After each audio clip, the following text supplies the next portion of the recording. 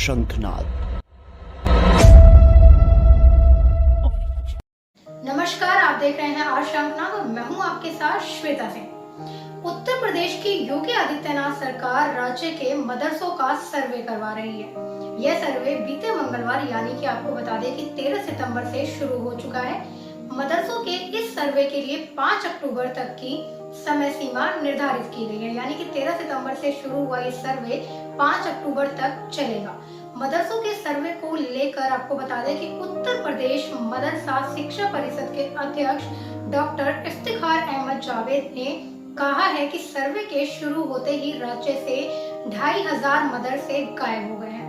अमर उजाला से हुई बातचीत में आपको बता दें कि डॉक्टर इफ्तिखार अहमद जावेद ने कहा है कि कोई भी व्यक्ति जो गरीब मुसलमानों के बच्चों को आधुनिक बेहतर शिक्षा देने का पक्षधर होगा, वह मदरसों के सर्वे को गलत नहीं कहेगा। यानी कि ये साफ तौर पर उनका कहना है कि जो सर्वे किया जा रहा है उसको गलत नहीं ठहरा सकता।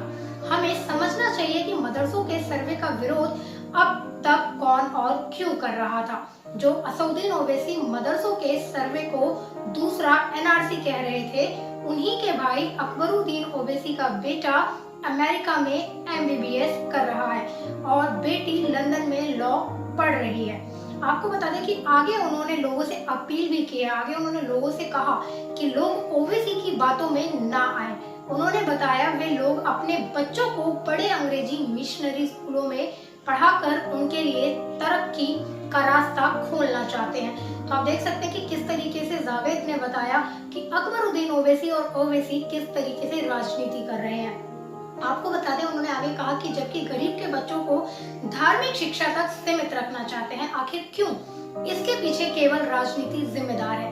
लेकिन मैं कहना चाहता हूं कि मुसलमानों के गरीब बच्चे भी अब आधुनिक शिक्षा हासिल कर सकेंगे। उनके विकास का रास्ता अब खुल गया है, ये कहना है जावेद का। आपको बता दें कि मदरसे के सर्वे का विरोध करने वाले लोगों पर आगे बोलते हुए उत्तर प्रदेश मदरसा शिक्षा परिषद के अध्यक्ष डॉक्टर जावेद ने यह भी कहा कि जो लोग मदरसों के सर्वे का विरोध कर रहे थे, वे इसे मुसलमानों के आंतरिक मामलों में सरकार का दखल बता रहे थे।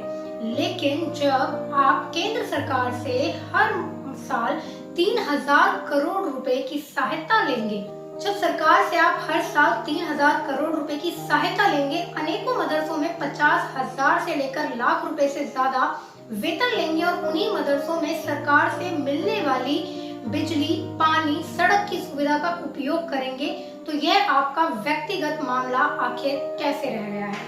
सरकार को ऐसे संस्थानों के लिए नियम बनाने और इसके हितधारकों की चिंता करने का अधिकार है। आपको बता दें कि आगे उन्होंने कहा कि इससे कोई बच नहीं सकता।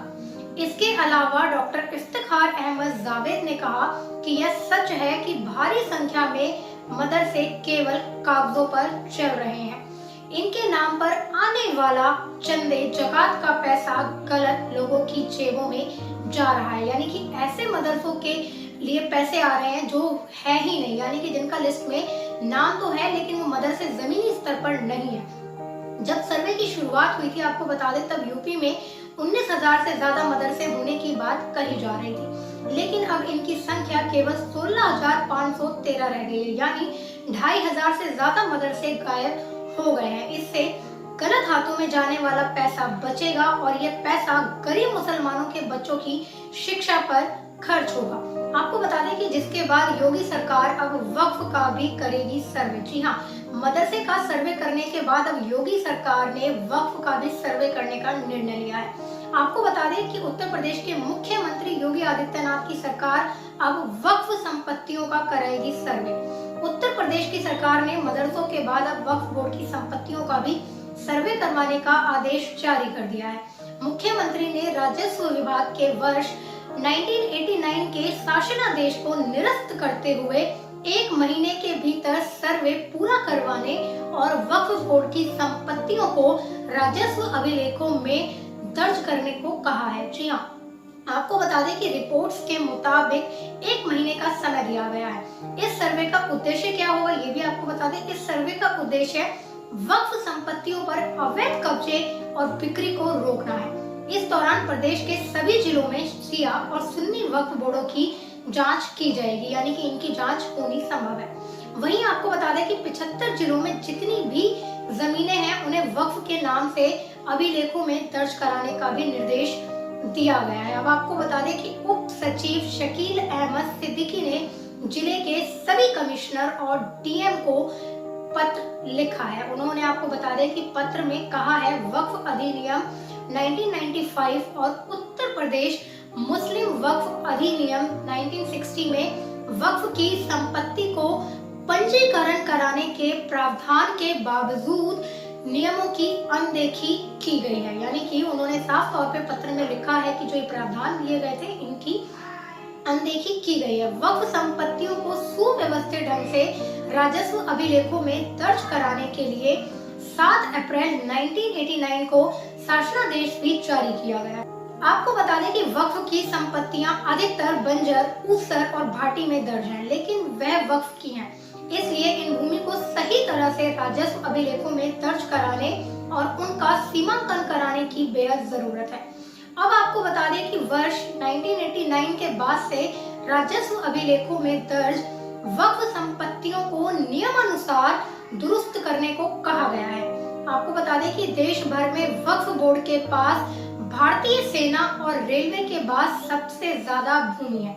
वक्फ बोर्ड को देश का तीसरा सबसे बड़ा भूमि मालिक बताया जा रहा है, यानी कि भारतीय सेना और रेलवे के बाद सबसे ज्यादा अगर भूमि किसी के पास है तो वो वक्फ बोर्ड के पास है। आपको बता दें कि वक्फ मैनेजमेंट सिस्टम ऑफ इंडिया के मुताबिक देश के सभी वक्फ बोर्डों के पास कुल मिलाकर 8,54,509 संपत्तियां हैं, जो 8 लाख एकड़ से ज्यादा भूमि में फैली हुई है। तो आप देख सकते हैं कि किस तरीके से उत्तर प्रदेश में योगी सरकार ने मदरसों के बाद वक्फ पे सर्वे करवाने का निर्णय लिया है, जिसके बाद जो अवैध संपत्तियां हैं जिनको जब्त करने के जो मामले हैं उनका भी खुलासा किया जाएगा और कितने ऐसे मदरसे हैं जो आतंकवादी गतिविधियों से भी सम्मिलित है, जहां पर गैर कानूनी कार्य भी किए जाते हैं, इसका भी सर्वे के बाद खुलासा हो सकता है। और केवल उत्तर प्रदेश में ही नहीं, ये निर्णय पूरे देश में लागू होना चाहिए, हर एक राज्य में लागू होना चाहिए।